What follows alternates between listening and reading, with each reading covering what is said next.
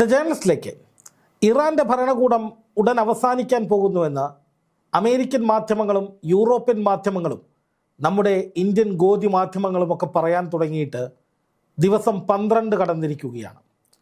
ഇത്രയും ദിവസമായിട്ടും ഇറാന്റെ ഭരണാധികാരികൾ എവിടേക്കെങ്കിലും ഒളിച്ചോടുകയോ ഇറാൻ ഭരണം ജനങ്ങൾ അല്ലെങ്കിൽ പ്രക്ഷോഭകാരികൾ പിടിച്ചെടുക്കുകയോ ഇറാനിൽ ഭരണകൂടത്തിന് മുന്നോട്ട് പോകാൻ കഴിയാത്ത സ്ഥിതിവിശേഷം പൂർണ്ണമായി ഉണ്ടാവുകയോ ചെയ്തിട്ടില്ല.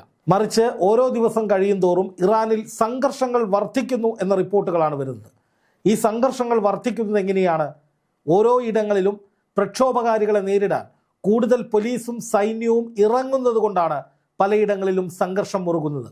പക്ഷെ കുറച്ചു നേരത്തെ സംഘർഷങ്ങൾക്കപ്പുറം ആ സംഘർഷത്തിന് നേതൃത്വം കൊടുത്ത പ്രക്ഷോഭകാരികളെ അറസ്റ്റ് ചെയ്യാനും ആ മേഖലയിലെ പ്രക്ഷോഭം ഇല്ലാതാക്കാനും അവിടുത്തെ സൈന്യത്തിനും പോലീസിനും കഴിയുന്നുണ്ട് എന്നാണ് ഇറാനിയൻ മാധ്യമങ്ങൾ റിപ്പോർട്ട് ചെയ്യുന്നത്.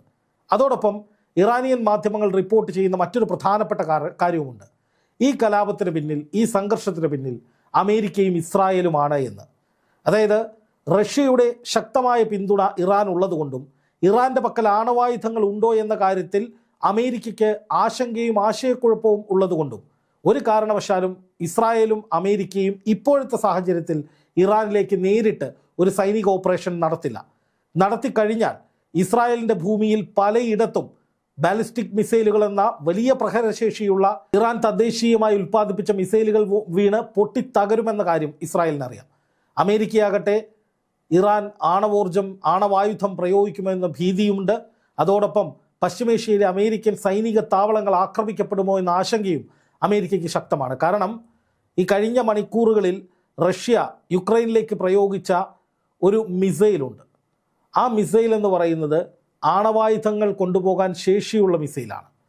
16,500 km/h, അതായത് മണിക്കൂറിൽ 16,500 കിലോമീറ്ററോളം വേഗതയുള്ള ഒരു മിസൈലാണിത്.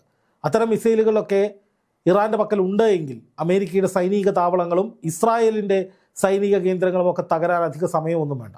അപ്പം അതുകൊണ്ട് നേരിട്ടുള്ള ആക്രമണത്തിന് തയ്യാറാകാതെ ഇറാനിൽ ആഭ്യന്തര കലാപം വർദ്ധിപ്പിച്ച് അതിനെ പിന്തുണച്ച് അത്തരം നീക്കങ്ങൾ ചില ഏജൻസികളുടെ സഹായത്തോടു കൂടി നടത്തി ഇറാനെ ബുദ്ധിമുട്ടിലാക്കിക്കാനായിരുന്നു അമേരിക്കയും ഇസ്രായേലും പദ്ധതിയിട്ടിരുന്നത്. എന്നാൽ 12 ദിവസമായിട്ടും അമേരിക്കയുടെയും ഇസ്രായേലിൻ്റെയും ഇൻ്റലിജൻസ് ഏജൻസികളുടെ കൂടി സഹായത്തോടെ പ്രവർത്തിക്കുന്നു, മുന്നോട്ട് പോകുന്നു എന്ന് ഇറാൻ മാധ്യമങ്ങൾ ഉൾപ്പെടെ പറയുന്ന കലാപകാരികൾക്ക് ഭരണത്തെ അസ്ഥിരപ്പെടുത്താനോ ഭരണകൂടത്തെ താഴെ ഇറക്കാനോ കഴിഞ്ഞിട്ടില്ല.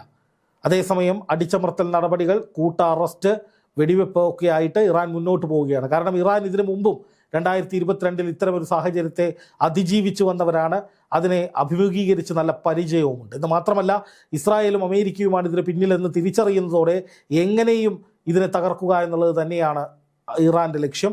എന്ന് മാത്രമല്ല ഇതിനെ തോറ്റുകൊടുക്കാൻ അല്ലെങ്കിൽ ഈ പറയുന്ന സംഘർഷത്തിൽ വീണു പോകാതിരിക്കാൻ ഭരണകൂടം നല്ലതുപോലെ ശ്രമിക്കുന്നുണ്ട്. പക്ഷേ ഇപ്പോൾ പുറത്തു വരുന്ന ഏറ്റവും പ്രധാനപ്പെട്ട കാര്യം ഇതൊന്നുമല്ല. ഇറാൻ തകരുന്നു, ഇറാനിൽ ഇപ്പോൾ വലിയ പ്രശ്നമുണ്ടാകും, ഇറാൻ്റെ ഭരണം തീരും എന്ന നിലയിലേക്കൊക്കെ കരുതിക്കൊണ്ടിരുന്ന അമേരിക്കയ്ക്കും ഇസ്രായേലിനും മുട്ടൻ പണികൾ കിട്ടിക്കൊണ്ടിരിക്കുകയാണ്. ഇറാൻ്റെ ഇടപെടൽ ഇതിന് പിന്നിലുണ്ടോ എന്നറിയില്ല, അല്ലെങ്കിൽ മറ്റേതെങ്കിലും ശക്തികൾ ഇതിന് പിന്നിലുണ്ടോ എന്നറിയില്ല. പക്ഷേ അമേരിക്കയിലും ഇസ്രായേലിലും വലിയ പ്രക്ഷോഭങ്ങൾ, ആഭ്യന്തര കലാപങ്ങൾ റിപ്പോർട്ട് ചെയ്തിരിക്കുകയാണ്. അതായത് ഇസ്രായേലിലെ തീവ്ര സയനിസ്റ്റ് വിഭാഗമായിട്ടുള്ള അവിടുത്തെ ജൂതന്മാർ, എക്സ്ട്രീമിസ്റ്റ് ഓർത്തഡോക്സ് ജൂതന്മാർ അവിടെ കുറേ കാലമായി പ്രതിഷേധം നടത്തുകയാണ്. ആ പ്രതിഷേധം പ്രധാനമായും ജെറുസലേം കേന്ദ്രീകരിച്ചാണ്. അതിന് കാരണമെന്ന് പറഞ്ഞാൽ ഇസ്രായേലിന് ഇനിയും യുദ്ധം ചെയ്യാനായിട്ട് സൈനികർ ആവശ്യമായിട്ടില്ല. അതായത് കൂടുതൽ സൈനികർ ആവശ്യമാണ്. ഇനിയും ഒരുപാട് യുദ്ധങ്ങൾ നടത്താറുണ്ട്. ഇതോടകം യുദ്ധത്തിൽ പല സൈനികരും പൂർണ്ണമായി തളർന്നിട്ടുണ്ട്, അവർ അവധിയിലാണ്. അപ്പോൾ അങ്ങനെയുള്ള സാഹചര്യത്തിൽ ഇസ്രായേലിന് ഇനിയും സൈനികർ ആവശ്യമുണ്ട്. അപ്പോൾ നിർബന്ധിതമായ സൈനിക സേവനം വേണമെന്ന് പറഞ്ഞുകൊണ്ട് ഇസ്രായേൽ നിയമം കൊണ്ടുവരുമ്പോൾ അവിടുത്തെ തീവ്ര ഓർത്തഡോക്സ്, തീവ്ര വലതുപക്ഷ സയനിസ്റ്റുകൾ അതിന് വഴിപ്പെടുന്നില്ല. അവർ പറയുന്നത് ഞങ്ങളുടെ പണി പ്രാർത്ഥനയാണ്, ദൈവത്തെ ആരാധിക്കലാണ്, ഞങ്ങളുടെ മതഗ്രന്ഥമായ തോറ പ്രകീർത്തിക്കലാണ്, അല്ലാതെ ഞങ്ങൾക്ക് യുദ്ധം ചെയ്യലൊന്നും ആവശ്യമില്ല, നിങ്ങൾ ചെയ്തോളൂ എന്ന മട്ടിൽ അവരാദ്യം അതിനെതിരെ നിലപാടെടുത്തു. ഇതോടുകൂടി അവിടുത്തെ സൈന്യം, അതായത് ഇസ്രായേലിലെ സൈന്യവും ഭരണകൂടവും ഈ തീവ്ര ഓർത്തഡോക്സ് കുടുംബങ്ങളിൽപ്പെട്ടവരെ നിർബന്ധിച്ച് സൈന്യത്തിൽ ചേർക്കാൻ വേണ്ടിയുള്ള ശ്രമങ്ങൾ നടത്തി. ഇതോടുകൂടിയാണ് അവിടെ പ്രക്ഷോഭം ആരംഭിച്ചത്. ഈ പ്രക്ഷോഭത്തിനിടയിലേക്ക് കഴിഞ്ഞ ദിവസം ഒരു ലോറി ഓടിച്ച് കയറ്റുകയും അതിലൊരാൾ കൊല്ലപ്പെടുകയും, ഒരു 14 വയസ്സുള്ള കുട്ടി കൊല്ലപ്പെടുകയും ചെയ്തു. ഇതോടുകൂടി അതിശക്തമായ പ്രക്ഷോഭമാണ് ഈ തീവ്ര ഓർത്തഡോക്സ് വിഭാഗത്തിൽപ്പെട്ട ആളുകൾ നടത്തിക്കൊണ്ടിരിക്കുന്നത്. ഇസ്രായേൽ ഭരണകൂടം ഈ യുദ്ധത്തിലേക്ക് നിർബന്ധിച്ച ആളെ കൊണ്ടുപോകുന്ന പരിപാടി അവസാനിപ്പിക്കണം, യുദ്ധം വേണമെങ്കിൽ മറ്റുള്ളവർ ചെയ്തോളൂ, ഞങ്ങളുടെ മതവിഭാഗത്തിൽപ്പെട്ട തീവ്ര നിലപാട്, അതായത് ഓർത്തഡോക്സുകൾ എന്ന് പറയുന്ന, അല്ലെങ്കിൽ അവിടുത്തെ ഭാഷയിൽ പറഞ്ഞു കഴിഞ്ഞാൽ അതിനൊരു പേരുണ്ട്, ഹരീജി ജൂതന്മാർ, ഈ പറയുന്ന ആളുകൾ ഇതിന് ഇറങ്ങില്ല എന്നവർ കൃത്യമായി പറയുന്നുണ്ട്. അത് ഇസ്രായേലിൽ ഇപ്പോൾ കാട്ടുതീ പോലെ പടർന്നുകൊണ്ടിരിക്കുന്ന ഒരു വലിയ പ്രക്ഷോഭമായി മാറിയിരിക്കുകയാണ്. അതിൻ്റെ റിപ്പോർട്ടാണ്, അതിൻ്റെ ഇംഗ്ലീഷ് വേർഷനാണ് നിങ്ങളിപ്പോൾ കാണുന്നത്. ഇതിൽ കൃത്യമായി പറയുന്നുണ്ട് വലിയ തോതിലുള്ള ഒരു പ്രക്ഷോഭം അവിടെ നടന്നുകൊണ്ടിരിക്കുകയാണ് എന്ന്. അതിൽ നോക്കുക, ultra orthodox fury over military enlistment turns deadly in Israel. വളരെ തീവ്രമായിട്ട് തന്നെ അവിടുത്തെ സമരം മാറിക്കൊണ്ടിരിക്കുകയാണ്. വലിയ തോതിലുള്ള പ്രക്ഷോഭം അവിടെ നടന്നുകൊണ്ടിരിക്കുകയാണെന്നാണ് ഈ റിപ്പോർട്ട് പൂർണ്ണമായും വായിച്ചു നോക്കുമ്പോൾ നമുക്ക് മനസ്സിലാവുക. 10,000-കണക്കിന് അൾട്രാ ഓർത്തഡോക്സ് ആയിട്ടുള്ള ഹരേദി പ്രൊട്ടസ്റ്റേഴ്സ് അവർ തെരുവിൽ ഇറങ്ങിക്കൊണ്ടിരിക്കുകയാണ്. അവർ വലിയ തോതിലുള്ള പ്രശ്നങ്ങൾ ഉണ്ടായിക്കൊണ്ടിരിക്കുകയാണ്. അവിടുത്തെ ജനങ്ങൾക്കിടയിലൊക്കെ ഒരു കലാപത്തിൻ്റെ സാധ്യതകൾ വളർന്നുകൊണ്ടിരിക്കുന്നു എന്നാണ് അവിടെ നിന്നുള്ള റിപ്പോർട്ട്. ഇത് പക്ഷേ അമേരിക്കൻ മാധ്യമങ്ങൾ അല്ലെങ്കിൽ പാശ്ചാത്യ മാധ്യമങ്ങൾ കാണുന്നില്ല. അവർ പറയുന്നത് ഇറാനിൽ മാത്രമാണ് പ്രശ്നമെന്നാണ്. പക്ഷേ ഇറാനിൽ ഉണ്ടാകുന്ന പ്രശ്നത്തേക്കാൾ കൂടുതലായി ഇറാനിലെ പ്രശ്നമെന്ന് വെച്ചാൽ അവിടെ സാമ്പത്തിക പ്രശ്നമാണ്, ഉപരോധമാണ്. ഇറാനിയൻ റിയാലിൻ്റെ റേറ്റ് എന്ന് പറയുന്നത് 42,000-ലേക്ക് ഉയർന്നു ഡോളറുമായിട്ട് കൺവേർട്ട് ചെയ്യുമ്പോൾ. കാരണം അമേരിക്കയും ബ്രിട്ടനും ഒക്കെ അവർ ഉപരോധിച്ചുകൊണ്ടിരിക്കുകയാണ്. സ്വാഭാവികമായിട്ടും ഇറാന് മുന്നോട്ട് പോകാനുള്ള വഴികളൊക്കെ അടയുന്നു. അത് ഈ പാശ്ചാത്യ ഉപരോധം കൊണ്ടാണ്. അമേരിക്കയും ഇസ്രായേലും പാശ്ചാത്യ ശക്തികൾ, യൂറോപ്യൻ യൂണിയനൊക്കെ ചേർന്നാണ് ഈ ഇറാനെ ഇങ്ങനെ കഴുത്ത് ഞെരിച്ചുകൊണ്ടിരിക്കുന്നത്. പക്ഷേ കഴിഞ്ഞ 40 വർഷക്കാലത്തിലേറെയായി ഇറാൻ മുന്നോട്ട് പോകുന്നത് ഇതിനൊക്കെ അതിജീവിച്ചുകൊണ്ട് തന്നെയാണെന്നേ. അപ്പോൾ സ്വാഭാവികമായിട്ടും ഇതിനെ അതിജീവിക്കാൻ കഴിയുമെന്ന ആത്മവിശ്വാസത്തിൽ തന്നെയാണ് ഇറാൻ നിൽക്കുന്നത്. പക്ഷേ ഇസ്രായേലിലെ കാര്യം നോക്കുക, അവിടുത്തെ ഭരണകൂടം ചില കാര്യങ്ങൾ അടിച്ചേൽപ്പിക്കുന്നതിൻ്റെ പേരിൽ അവിടുത്തെ ഭരണകൂടത്തെ താങ്ങി നിർത്തുന്ന തീവ്ര സയനിസ്റ്റുകൾ തന്നെയാണ് ഭരണകൂടത്തിനെതിരെ തിരിഞ്ഞിരിക്കുന്നത്. ശരിക്കും പറഞ്ഞാൽ ഇസ്രായേലിൻ്റെ അവിടുത്തെ സെനറ്റ് എന്ന് പറയുന്നത്, അവിടുത്തെ മന്ത്രിസഭ എന്ന് പറയുന്നത് ഈ പറയുന്ന ഈ തീവ്ര സയനിസ്റ്റുകളാൽ ചുറ്റപ്പെട്ടതാണ്. മുമ്പും ഈ തീവ്ര സയനിസ്റ്റുകൾ പിന്തുണ പിൻവലിക്കുമെന്ന് ഭീഷണിപ്പെടുത്തിയാൽ നെതന്യാഹു ഭയന്നു പോകുന്നൊരു സാഹചര്യം ഉണ്ടായിരുന്നു. പലപ്പോഴും യുദ്ധം മന്ദഗതിയിലാകുമ്പോൾ ഈ തീവ്ര സയനിസ്റ്റുകളായിട്ടുള്ള എയർ ലാപ്പിഡിനെ പോലെയൊക്കെയുള്ള കുറേ ആളുകൾ നിരന്തരമായി പറഞ്ഞുകൊണ്ടിരുന്ന ഒരു കാര്യം, നിങ്ങൾ യുദ്ധം ചെയ്യണം, യുദ്ധത്തിൽ നിന്ന് പിന്മാറരുത് എന്നാണ്. അതിൻ്റെ ഒരു ഭീഷണി എന്ന് പറഞ്ഞാൽ അങ്ങനെ യുദ്ധം ചെയ്യാത്ത സാഹചര്യം ഉണ്ടായാൽ ഇവർ പിന്തുണ പിൻവലിക്കും. ഈ പറയുന്ന ടീം പിന്തുണ പിൻവലിച്ചാൽ, തീവ്ര സയനിസ്റ്റ് ഗ്രൂപ്പ് പിന്തുണ പിൻവലിച്ചു കഴിഞ്ഞാൽ ഈ നെതന്യാഹു ഭരണകൂടം താഴെ പോകും. അതുകൊണ്ട് നെതന്യാഹു എപ്പോഴും അവരനുസരിച്ച് നിൽക്കുന്നൊരു സാഹചര്യമാണുള്ളത്. പക്ഷേ ഇവിടെ നിർബന്ധിത സൈനിക സേവനത്തിലേക്ക് ഇവരെ കൊണ്ടുപോയില്ലെങ്കിൽ, അൾട്രാ ഓർത്തഡോക്സ് ആയിട്ടുള്ള ആളുകളെ കൊണ്ടുപോയില്ലെങ്കിൽ മറ്റ് വിഭാഗക്കാർ അതിനെതിരെ സമരം ചെയ്യും, അതിനെതിരെ വലിയ പ്രക്ഷോഭം ഉണ്ടാകും.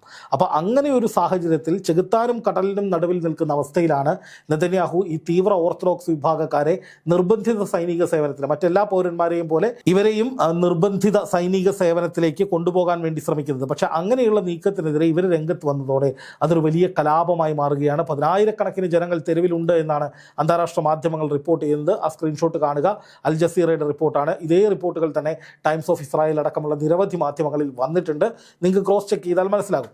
മറ്റൊന്ന് അമേരിക്കയിലാണ്. അമേരിക്കയിൽ കുറെ കൂടി ശക്തമായ വംശീയമായിട്ടുള്ള ഒരു നിലയിലേക്ക് കൂടി കാര്യങ്ങൾ പോകുന്നത്. വംശീയമെന്ന് പറഞ്ഞാൽ ഈ കുടിയേറ്റക്കാരായിട്ടുള്ളവർക്കെതിരെ അവിടെ വലിയ നടപടികൾ നടന്നുകൊണ്ടിരിക്കുകയാണ്. അതായത് അമേരിക്കയിൽ ഈ പറയുന്ന റെനി നിക്കോൾസ് എന്ന് പറയുന്ന ഒരു കുടിയേറ്റക്കാരി കൊല്ലപ്പെട്ടിരുന്നു. അവർ കുടിയേറ്റക്കാരിയല്ല, പക്ഷെ കുടിയേറ്റക്കാരി എന്ന് പറഞ്ഞുകൊണ്ട് അവരെ കൊലപ്പെടുത്തുന്ന ഒരു സാഹചര്യം ഉണ്ടായിരുന്നു. ഈ കുടിയേറ്റക്കാരെ പിടികൂടാൻ വേണ്ടിയിട്ട് അവിടുത്തെ ഒരു പ്രത്യേക ഏജൻസി, അതായത് ഈ ഇമിഗ്രേഷൻ ഡിപ്പാർട്ട്മെൻറ്റിൻ്റെ ഭാഗത്ത് നിന്നുള്ള ഒരു പരിശോധന, അതിൻ്റെ പേരിലൊരു ആക്രമണം, കൊലപാതകം ഒക്കെ ഉണ്ടാവുകയാണ് അവിടെ എന്താണെന്ന് വെച്ച് കഴിഞ്ഞാൽ ഈ പറയുന്ന റെനി നിക്കോൾസ് എന്ന് പറയുന്നത് അവിടുത്തെ ഒരു സെലിബ്രിറ്റിയാണ്. ഒരു സെലിബ്രിറ്റി എന്ന് പറഞ്ഞു കഴിഞ്ഞാൽ അവിടെ ഒരു കവിയാണ്, എഴുത്തുകാരിയാണ്, ഒരു അത്യാവശ്യം പാട്ടുകളൊക്കെ പാടുന്നു എന്നാണ് അറിയുന്നത്. അപ്പോൾ അവർ ഇവിടെ ഒരു ഇമിഗ്രേഷൻ ഏജൻറ്റുമാർക്കെതിരെ ഒരു പ്രതിഷേധം നടത്തുന്നുണ്ടായിരുന്നു. അതായത് ഒരു മനുഷ്യാവകാശ പ്രശ്നമാണ് അമേരിക്കയിൽ പലയിടത്തും. കുടിയേറ്റക്കാരാണ് എന്ന് പറഞ്ഞുകൊണ്ട് കുറേ പേരെ പിടിച്ചുകൊണ്ട് പോകുന്നു, അവരെ വംശീയമായും മറ്റും അതിക്രമിക്കുന്നു, കൊലപ്പെടുത്തുന്നു, ആക്രമിക്കുന്നു, കുറേ സംഭവങ്ങൾ ഉണ്ടാകുന്നുണ്ട്. അപ്പോൾ സ്വാഭാവികമായിട്ടും അതിനെതിരെ ഒരു പ്രതിഷേധം നടന്നപ്പോൾ ആ പ്രതിഷേധത്തിന് നേരെ ഇമിഗ്രേഷൻ ഏജൻറ്റുമാരുടെ ഒരു ആക്രമണം ഉണ്ടാകുന്നു. ആ ആക്രമണത്തിൽ ഈ റെനി നിക്കോൾസ് കൊല്ലപ്പെടുകയാണ്, ക്രൂരമായി കൊല്ലപ്പെടുകയാണ്.